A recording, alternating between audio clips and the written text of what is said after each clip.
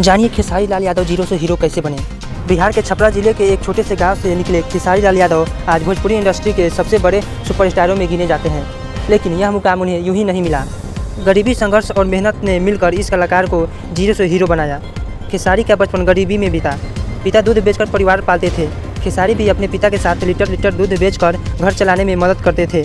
पढ़ाई के साथ वह लोकगीत गाते थे, लेकिन मंच तक पहुंचने का रास्ता आसान नहीं था। सेना में भर्ती हुए पर दिल में सपना सिर्फ एक गाना और एक्टिंग का था।